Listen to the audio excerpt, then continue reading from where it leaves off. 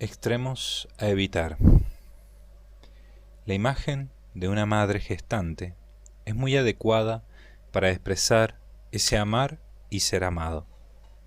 Aunque no olvidemos que todo el ser del fundamento fue recibido por ese río de vida. No estamos hablando de una persona más grande, más poderosa que la otra. Si insistimos mucho en la igualdad de dignidad y poder de las tres personas, hacemos algo correcto, pero podría ofrecer la sensación de que estamos hablando de tres esferas, cada una de las cuales es exactamente igual que la otra en forma y dimensiones. Pero si insistimos mucho en lo específico de cada persona, aun siendo esto algo correcto también, podría dar la sensación de que estamos hablando, como en las antiguas mitologías, de tres dioses, cada uno sentado al lado del otro. Estos dos extremos son dos peligros que hay que evitar. Por un lado, respecto a imaginar la Trinidad como tres esferas, Dios no se repite.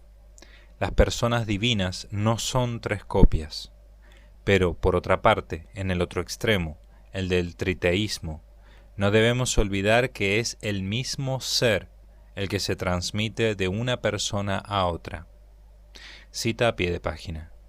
Cada condenado es un sujeto que vive su condenación de un modo único y personal, pero todos comparten el mismo modo esencial de existir en el infierno. Los réprobos no son copias. No es la misma condenación simplemente copiada por millones, sino que cada uno hace realidad la misma esencia de la condenación de un modo irrepetible. El infierno no es un ente, pero el estado existe por unos rasgos esenciales.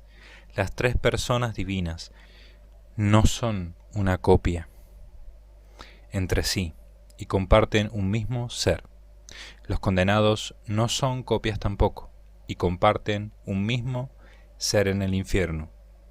Aquí ser en el infierno está escrito con guiones. Ser, guión, en, guión, el, guión, infierno. Vuelvo a la lectura.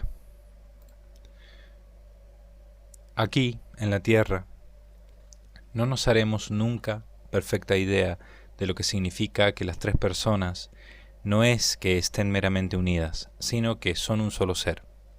No estamos hablando de algo parecido a Brahma, Vishnu y Shiva.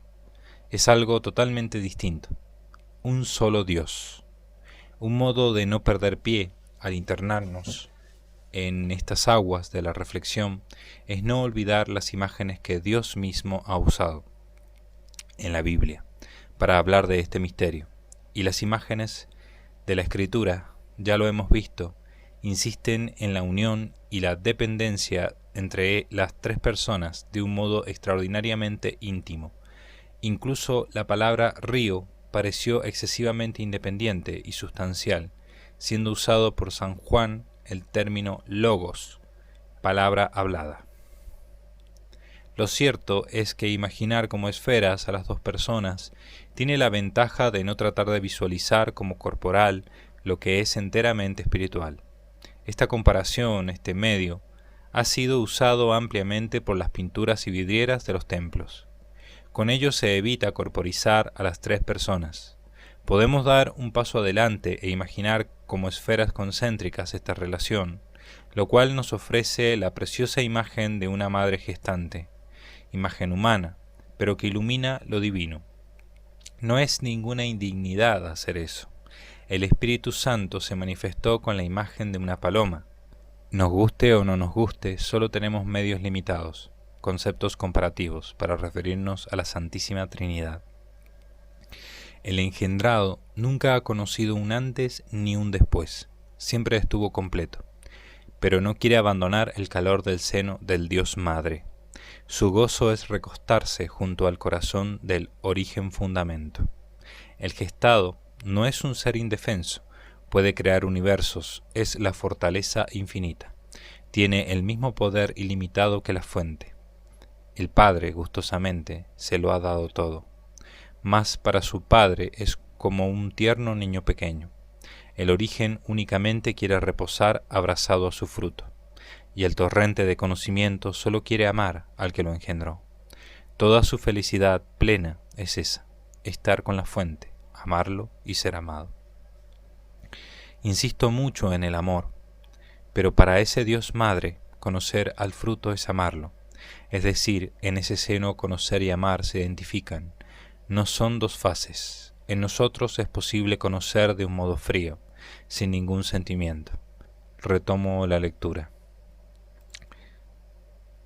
Dios no tiene, entre comillas, nada. No posee, entre comillas, nada. Dios solo posee su ser. Dios se lo da todo a Dios. Porque quien recibe todo el ser no puede ser otra cosa que Dios. Recordemos que en los santos evangelios Jesús llama a Dios al Padre. Eso es totalmente verdad.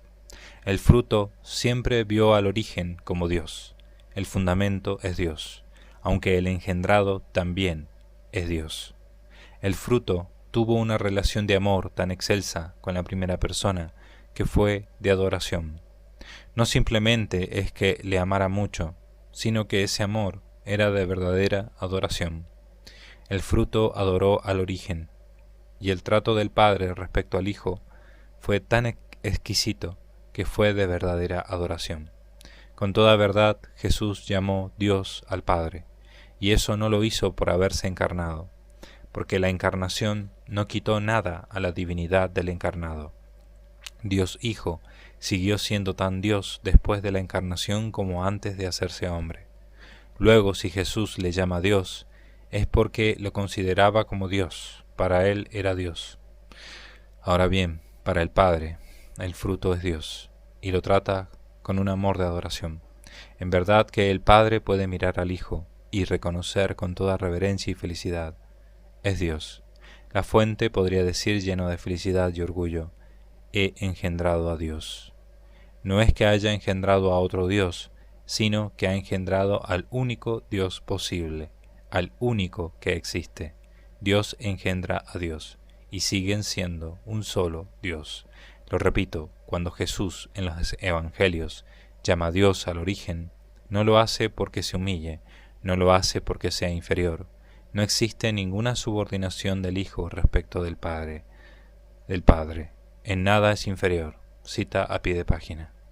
Resulta paradójico que Jesucristo, que no es inferior, adore de un modo tan rendidamente amoroso al Padre, y que Lucifer, que sí que es inferior y que no es nada por sí mismo, no quiera adorar. El que es Dios adora al origen, y aquel que no es Dios quiere hacerse como Dios. Esta ansia, que jamás podrá ser satisfecha, se mantiene viva en el Averno. Esta ansia, esta contaminación, se transmitió de una voluntad a otras voluntades. Pero el ser no podía concederles eso a esos seres. ¿Qué no les hubiera dado Dios por salvarlos de sí mismos? ¿Qué no les hubiera dado aquel que les dio todo y que acabó dándose a sí mismo? El encarnado no murió para redimir a los ángeles, pero su vida y muerte, sus sacrificios y milagros, fueron enseñanza para las glorias que no se hubieran determinado. ¿Qué no les hubiera dado aquel que se dio a sí mismo? Pero los demonios querían lo único que el Dios único no les podía transmitir. Aun así, si hubo ángeles caídos que todavía no se habían convertido en demonios, la vida de Jesús les sirvió de enseñanza. Pudieron ver hasta dónde llegaba el amor de Dios. Retomo la lectura. Ni siquiera temporalmente es inferior, porque no hay tiempo. Al llamarle Dios, está afirmando que lo reconoce como Dios. No hace falta decir que todo esto se aplica exactamente igual a la tercera persona. El Hijo siempre obedece al Padre, pero el Padre no desea otra cosa que hacer la voluntad del Hijo. Afirmar que el Padre obedece al Hijo ofrece una cierta impresión de subordinación.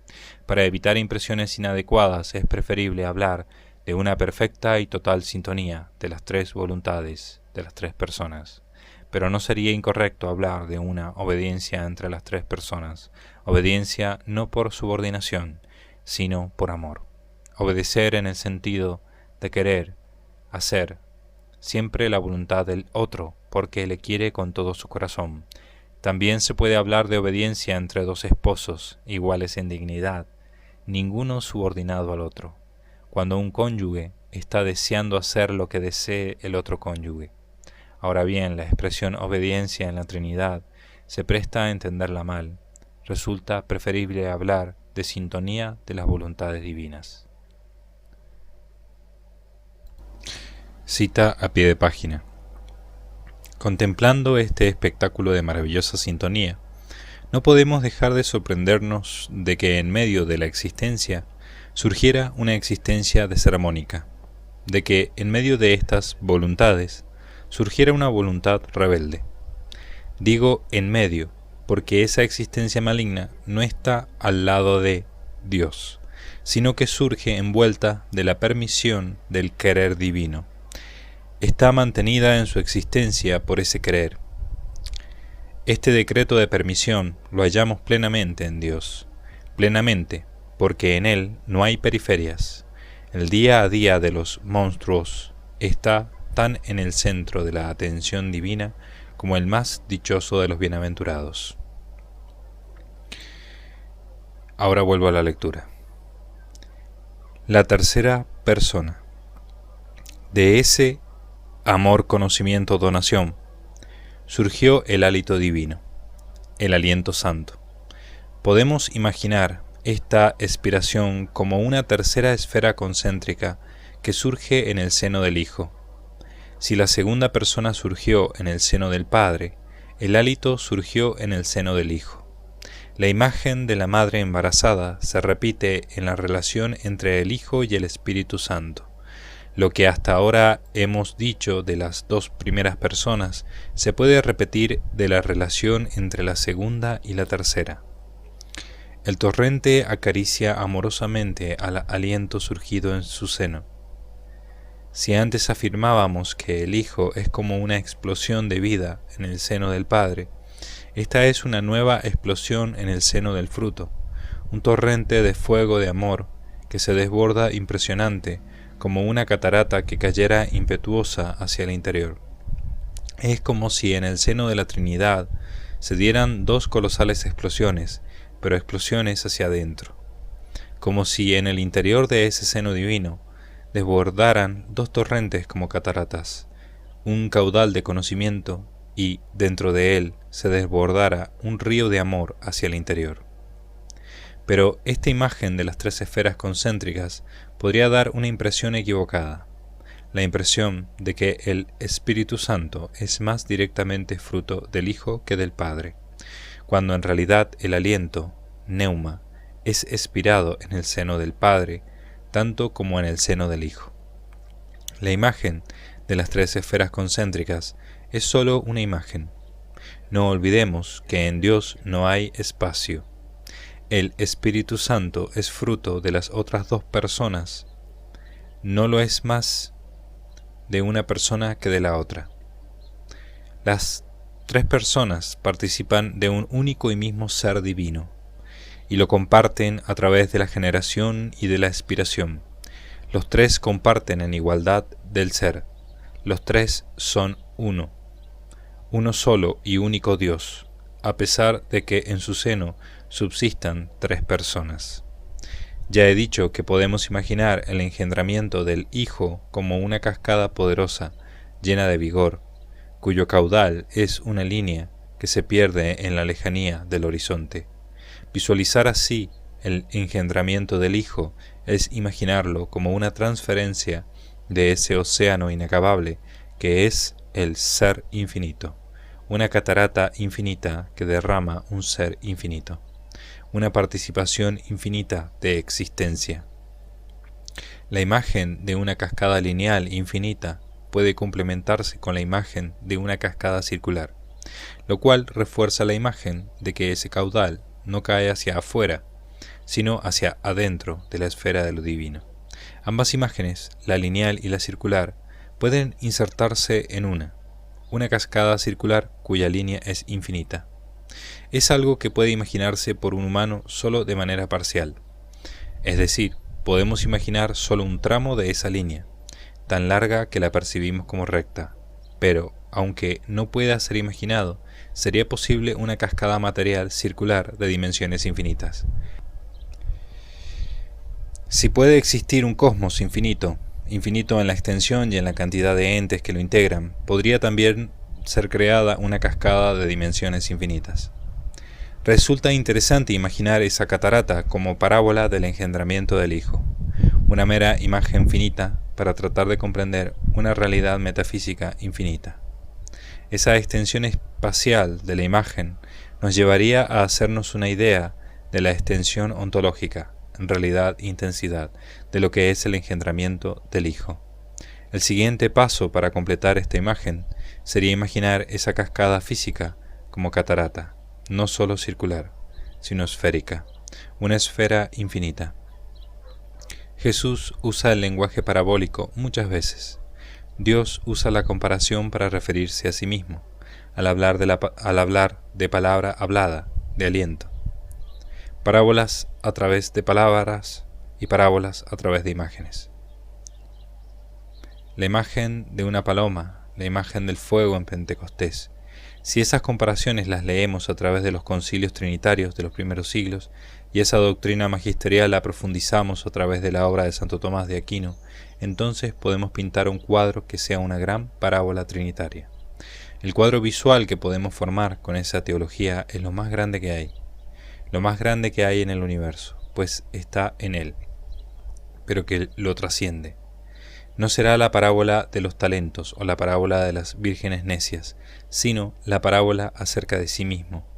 Aunque todas y cada una de las parábolas del Evangelio nos ofrecen un pequeño fragmento, otro pequeño detalle acerca del autor de todas las parábolas.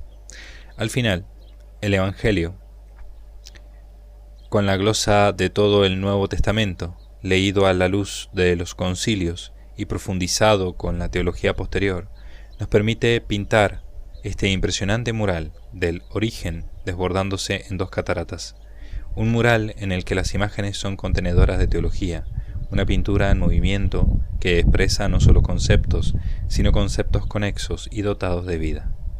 ¿Se podía haber plasmado esto en el tímpano de una gran puerta catedralicia? Sin duda, sí.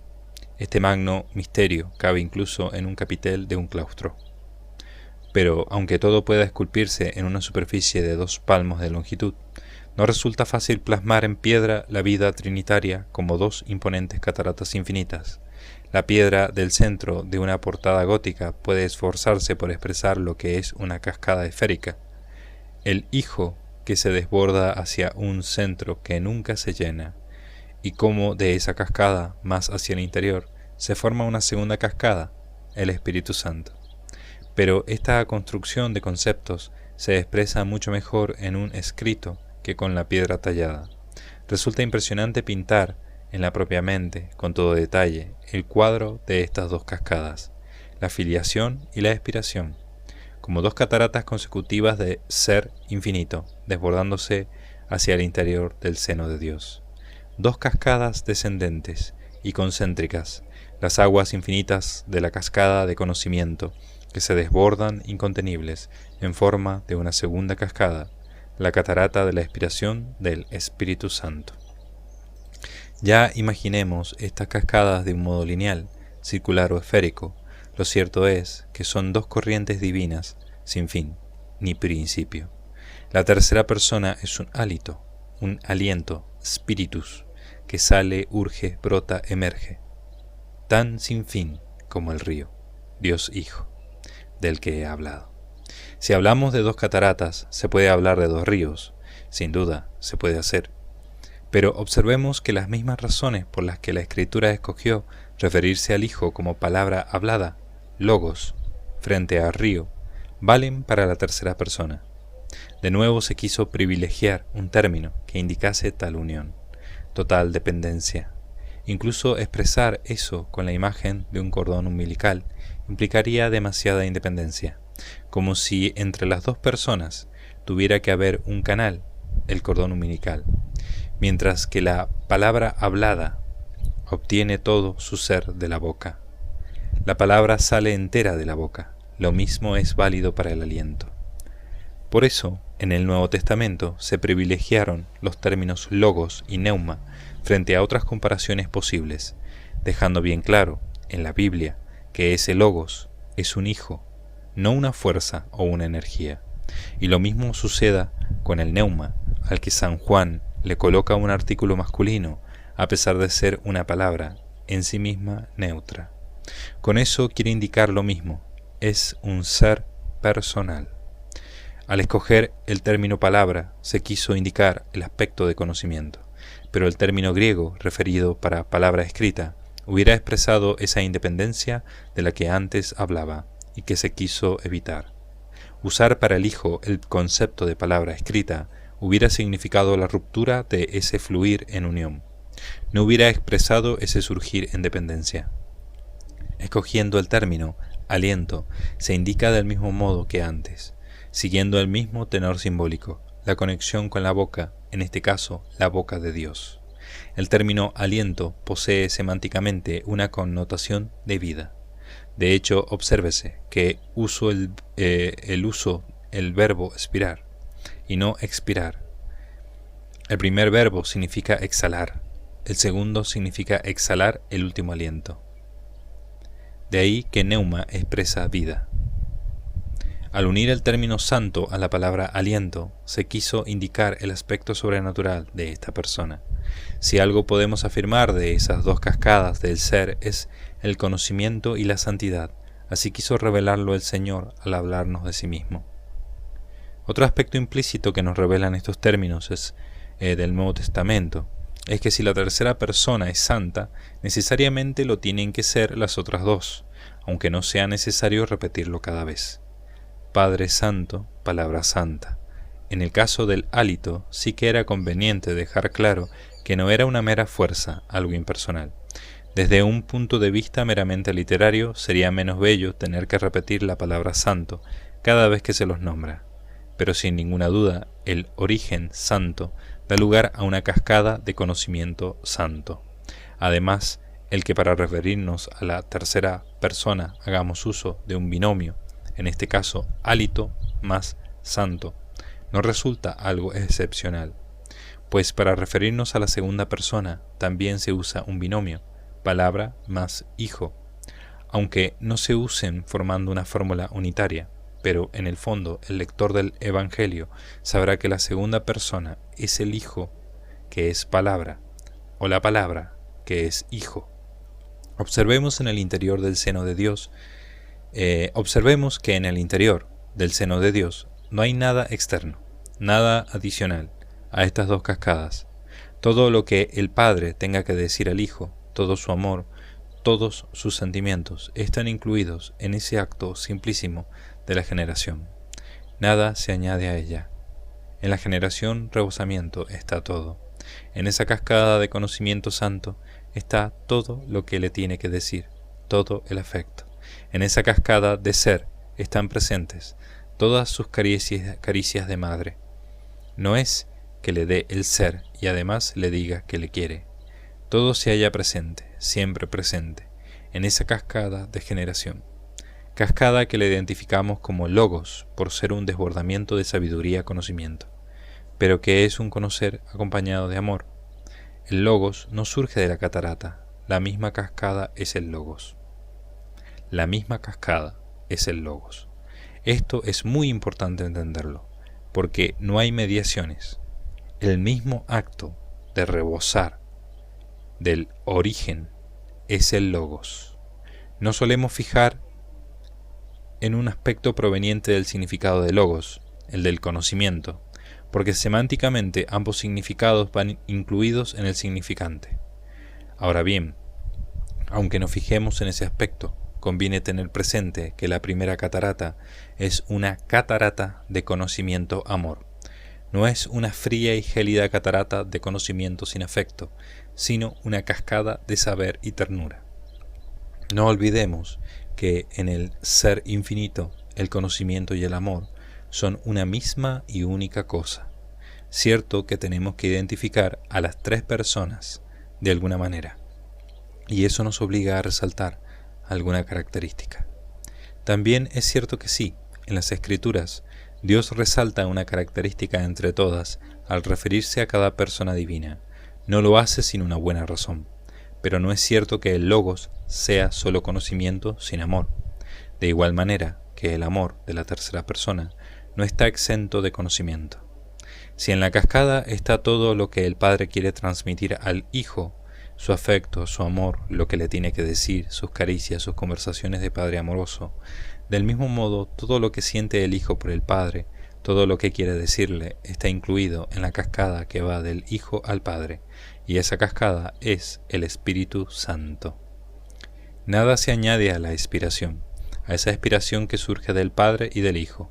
En esa generación y en esa inspiración está todo lo que quieren comunicarse las tres personas, toda su ternura y cariño, está incluido en esas dos cascadas de la generación y la inspiración. Por supuesto que todo está contenido de forma simplísima. Antes he dicho que entre ellos hay conversaciones de amor. Es un modo de hablar, porque la comunicación entre ellos no es discursiva. Es como cuando he hablado de caricias. Son modos de hablar. Todo está contenido en esa impresionante catarata divina. Todo el amor del cantar de los cantares está contenido en esa catarata. Una cascada que no son palabras, sino hechos. No son palabras de amor, sino hechos de amor. Y lo repito, esa catarata es el Hijo, porque no hay partes, no hay intermediaciones, no hay fases. El Hijo es desbordamiento del Padre. El hecho de ser generado causa cariño tan infinito hacia el Padre, que es lo que provoca esa cascada, que unida a la reacción de amor del Padre hacia el fruto, es lo que suscita la aparición de la tercera persona. No hay otra forma de expresar estas cosas que haciéndolo una detrás de otra, pero esas dos reacciones de amor son simultáneas. Ser y obrar se identifican en Dios a un nivel intratrinitario. En las pinturas de las catedrales siempre se dibuja un canal entre las tres esferas divinas, pero no hay una cascada en medio de las esferas.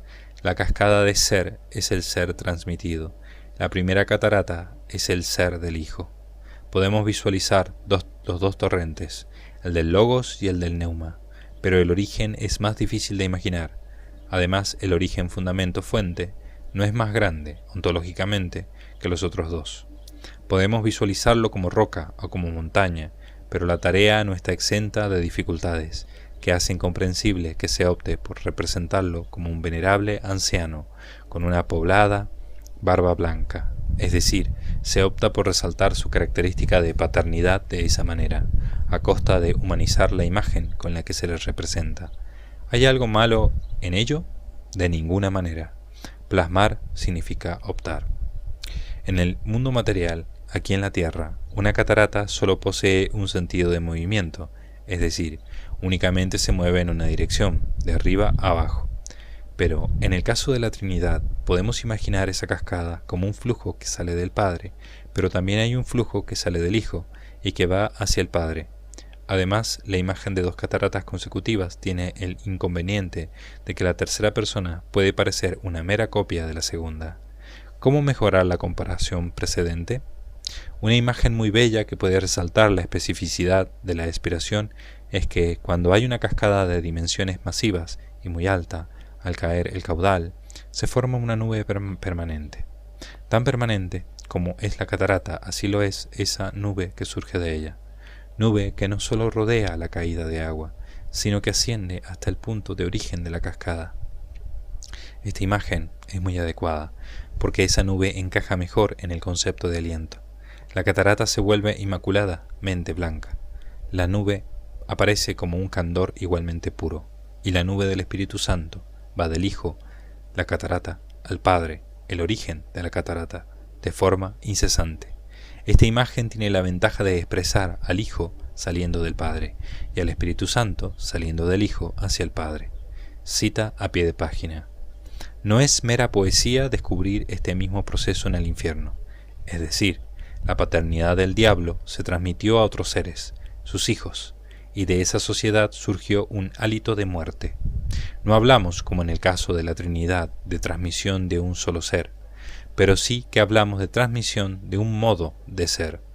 Así como de la pluralidad de las dos personas surge un aliento de vida, de la pluralidad formada por el padre del mal y de sus hijos, surge un aliento de muerte que invade toda esa sociedad.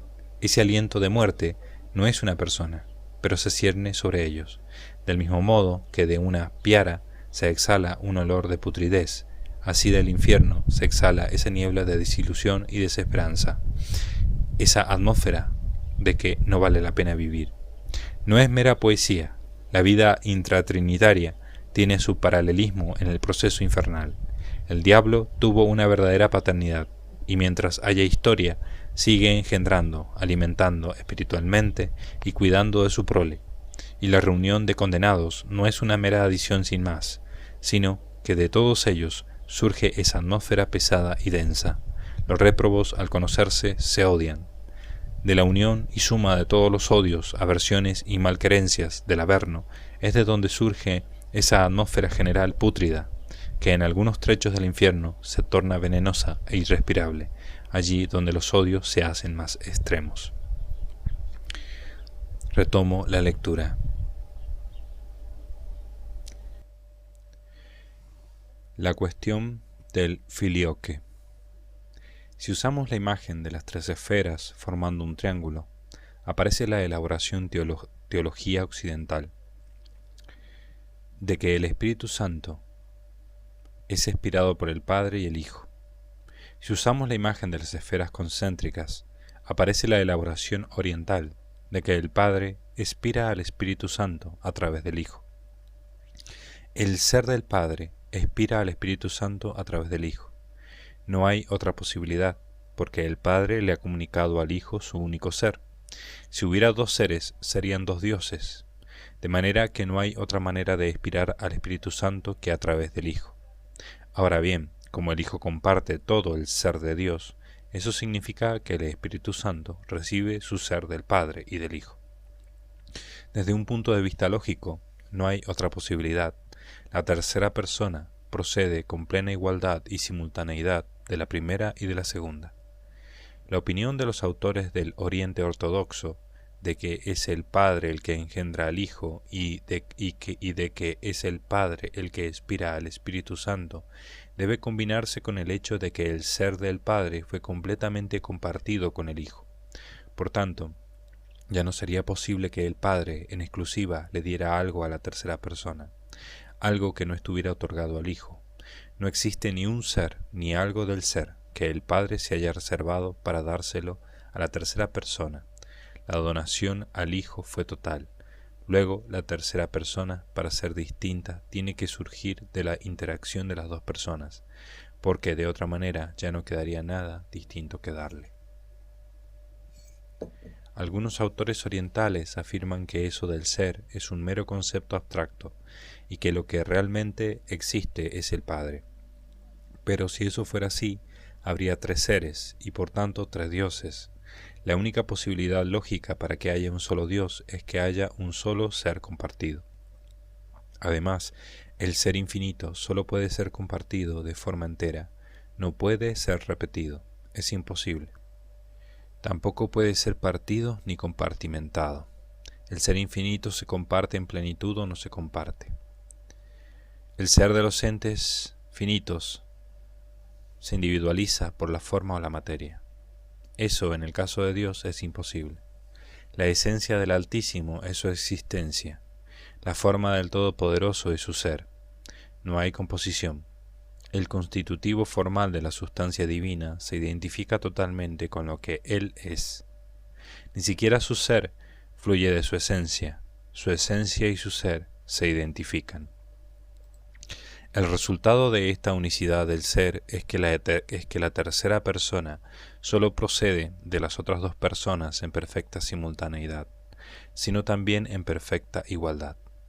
Pensar de otra manera implicaría considerar que el Padre tiene un ser, otro ser, que no se comunica al Hijo, que se lo guarda y que se lo confiere al Espíritu Santo sin dárselo al Hijo.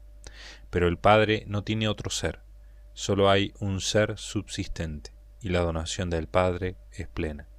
Solo hay un ser y no se puede fraccionar. Cierto que el Padre expira al Espíritu Santo a través del Hijo, en cuanto que el ser del Hijo proviene del Padre, pero sería inexacto pensar en el Hijo como un mero medio, como un mero canal, ya que el Hijo aspira al Espíritu Santo tanto como el Padre. La tercera persona es aspirada con perfecta igualdad, simultaneidad e intensidad por el Padre y el Hijo. La tercera persona es fruto de las otras dos personas y solo puede ser fruto de las dos.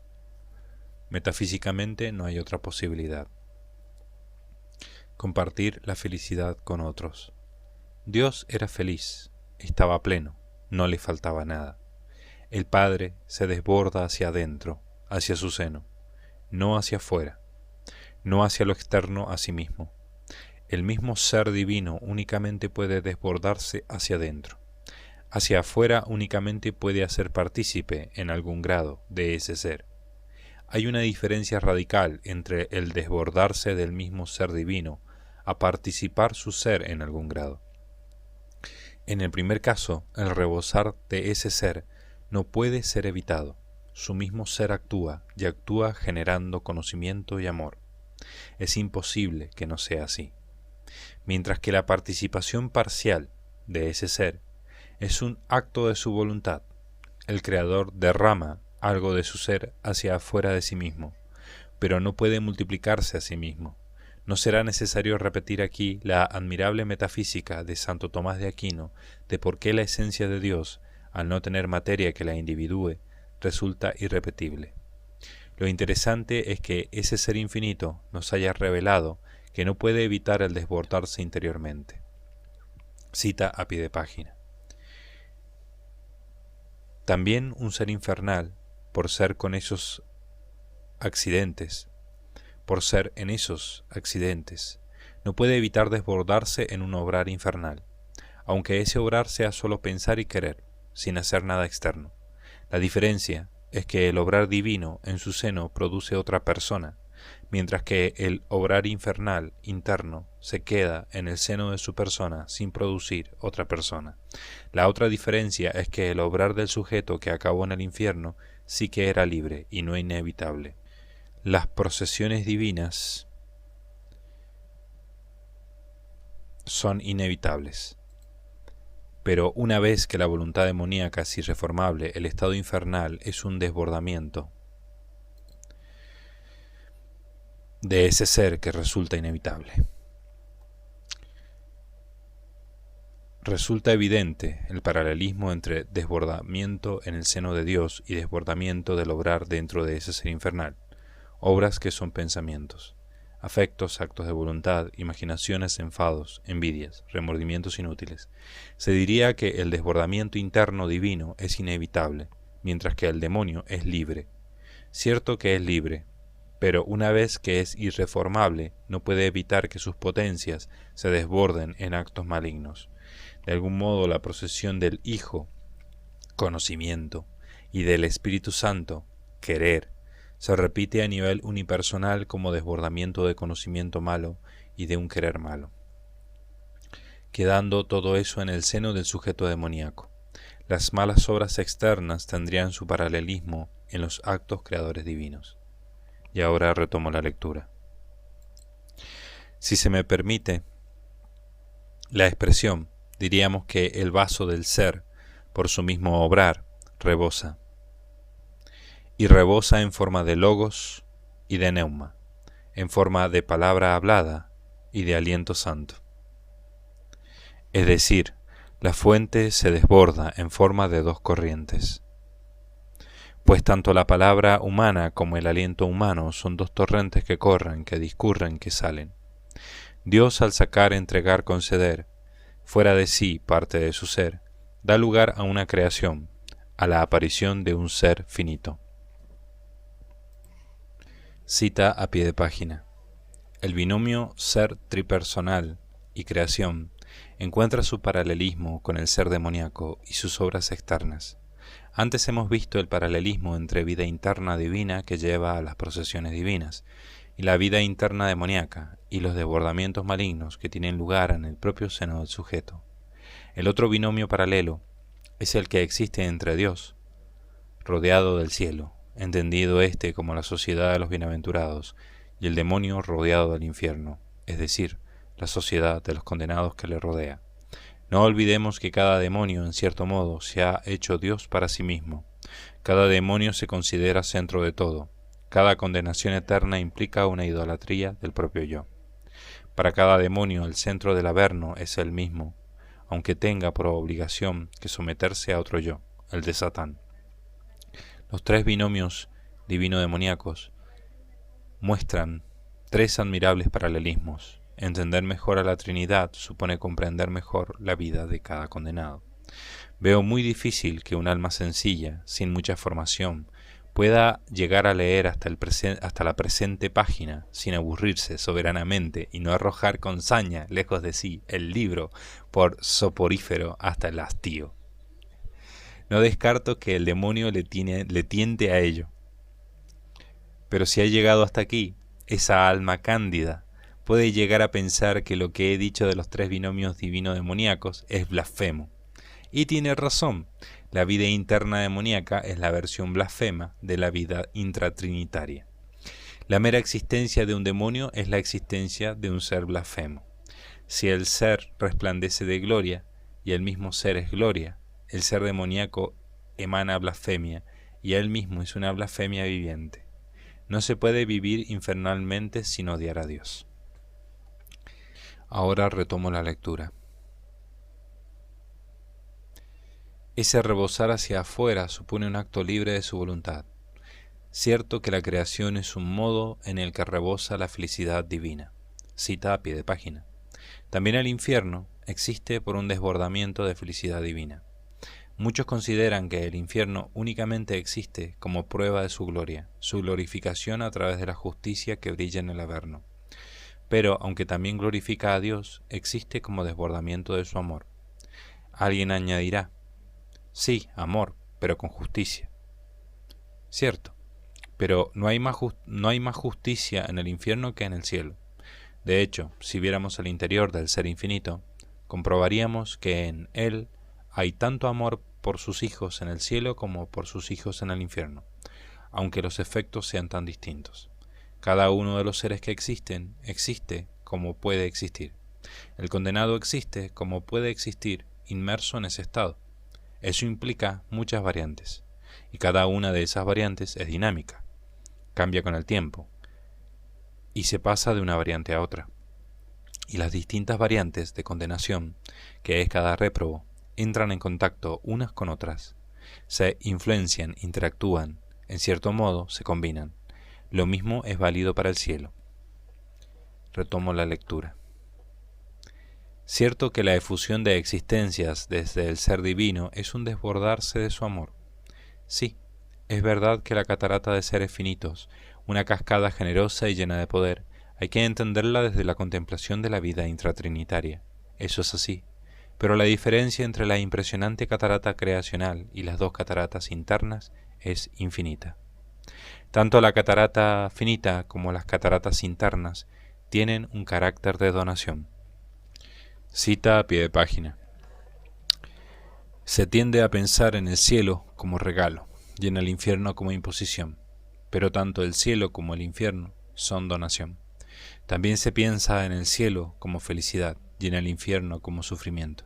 Esto es correcto, pero resulta más completo afirmar que el primer estado es visión beatífica más felicidad sobrenatural, mientras que el Averno es una mezcla de felicidad natural más sufrimiento. Ahora retomo la lectura.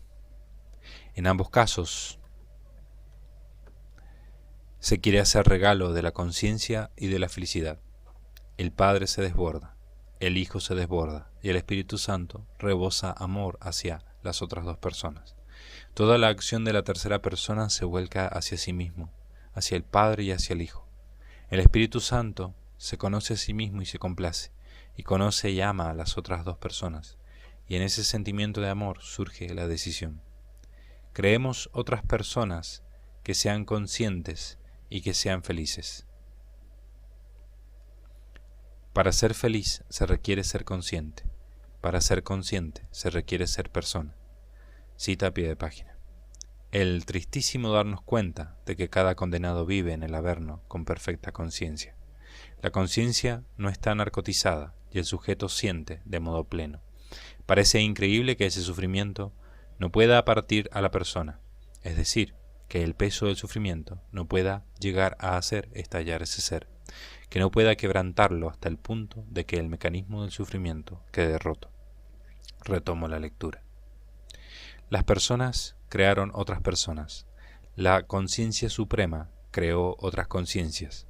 La libertad suprema creó seres libres. Cita a pie de página. El ser, como libertad, solo puede estar a favor de la libertad de sus creaciones conscientes. Esto vale para la historia humana, pero también para la historia del infierno, que continuará durante siglos sin fin. Los demonios están encadenados, pero a sí mismos. La libertad infinita vigila, cuida e interviene para que el ansia perenne que tienen los malos por encadenar a otros residentes del infierno sea obstaculizada e incluso impedida. Retomo la lectura. Dios decidió crear seres que compartieran su felicidad. El Omnipotente compartió. El Señor nos enseña a compartir porque Él compartió. Él no tenía nada para compartir. Junto al ser no había nada. Así que dio lo único que tenía, el ser. El ser se compartió del único modo que podía hacerlo, en algún grado. El ser se comparte como ser. Puede parecer un poco atrevida la expresión, pero Dios se da a sí mismo, ya que es metafísicamente imposible hacer una copia de su esencia, pues no hay materia que la individúe. Se da a sí mismo el único modo que resulta posible. Se da a sí mismo del único modo que resulta posible, otorgar el ser en un grado. No es que el Omnipotente quiera limitar, es que otorgar el ser implica otorgarlo en un grado. Su voluntad no es limitar, pero dar supone dar de un modo determinado. Cita a pie de página. Tremenda situación para Dios, la que se da antes de crear un ser libre, y saber que, si lo despierta a la luz de la conciencia, irá al infierno. La alternativa es o crearlo sabiendo que acabará allí o no crearlo. Despertarlo a la conciencia y tener esa existencia doliente, o no despertarlo nunca de la nada. En realidad no se despierta a nadie porque todavía no existe un alguien. De ahí que estaba el Omnipotente otorgando modos determinados de existir en el Averno al decretar: tú sal de la nada, tú no saldrás de la nada. A nadie lo predestinó al Tártaro, pero sabía que otorgarle la existencia era otorgarle esa existencia. Retomo la lectura. Dios nunca se sintió solo. La creación de un mundo angélico y del mundo humano no le aportaba nada. Cuando veamos en el más allá, si nos salvamos, lo que es la felicidad divina, comprenderemos por qué era imposible que Él fuera más feliz. Si nos creaba y le amábamos, nosotros seríamos los beneficiados, no Él. Dios quería hacer partícipes a otros seres de su felicidad. Esa afirmación sigue siendo válida para todos aquellos que mantiene en la existencia y seguirá siendo válida durante toda la eternidad. La felicidad implica otorgar el libre albedrío. Dios sigue otorgando el libre albedrío a todas las personas que existen, salvas o condenadas. Antes de crear a nadie, sabía que si les daba libertad, era con todas las consecuencias. Únicamente se puede otorgar la libertad con todas sus consecuencias. El tiempo de prueba permitía a los espíritus el mejorarse, crecer, forjar virtudes. Solo hay un ser en el que el ser metafísico concuerde con su bondad moral. Solo hay una esencia en la que ser es igual a santidad. Para los demás, la bondad moral deberá construirse a partir del ser. Y esa bondad no es ni puede ser un acto de creación, sino de libertad.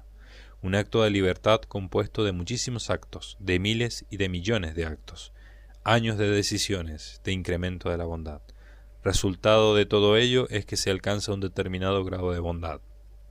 Una bondad moral que sobrepuja cualitativamente a cualquier bondad metafísica que pueda existir en un ser. Con toda verdad, el Padre Celestial puede decir a un hijo queridísimo suyo: vales más que todo el universo. Todo el universo material no se puede comparar al amor de un hijo por su Padre eterno. y esa transformación personal, libre, permanecería en el transcurrir de los siglos. El peligro era que algunos se malignizaran. En abstracto, sabía que eso podía suceder. En concreto, sabía que eso iba a suceder. Dios ya sabía perfectamente el infierno que iba a surgir si realizaba esa donación. Lo conocía con todos sus detalles, conocía el nombre de todos sus moradores, sabe cuál será el rostro del último hombre que será condenado. Cuando su madre le acaricie, le dé de mamar su pecho y le cante con cariño, Dios contemplará la escena sabiendo, Él será el último condenado para toda la eternidad. Pasarán los siglos de los siglos, repitiéndose, yo fui la última alma que cayó en el abismo. La posibilidad de la aparición del mal nunca fue un error en los planes divinos. Los designios divinos son tan puros e inmaculados como lo fueron al principio. Pero Dios quiso otorgar el don de la existencia, la felicidad de existir, incluso al que se torciera. A. Ni Dios es culpable de haber cometido el mal por haberlo permitido. B. Ni el infierno escapa al poder de Dios, como si éste fuera débil. Ni la mano de Dios cometió el mal, ni el infierno escapa a su mano por los siglos. El querer divino ni es culpable ni es débil. La realidad, afirmada con la precisión de una formulación matemática, es la única posible, dado que Dios es bueno, y dado que ha otorgado la libertad, verdadera libertad. Dios nunca ha querido ningún mal. La libertad humana es verdadera. La realidad se mueve en la franja existente entre estas dos verdades. El infierno es una realidad estática en cuanto eterna y dinámica en cuanto que es vida y tiene variaciones. El infierno es una realidad que existe y se mueve en la franja entre la voluntad santa, que no quiere ningún mal, y la voluntad irremisible, que no puede cambiar. Pero ni Dios es culpable ni es débil. Al mismo tiempo, el alma ni quiere ni puede cambiar.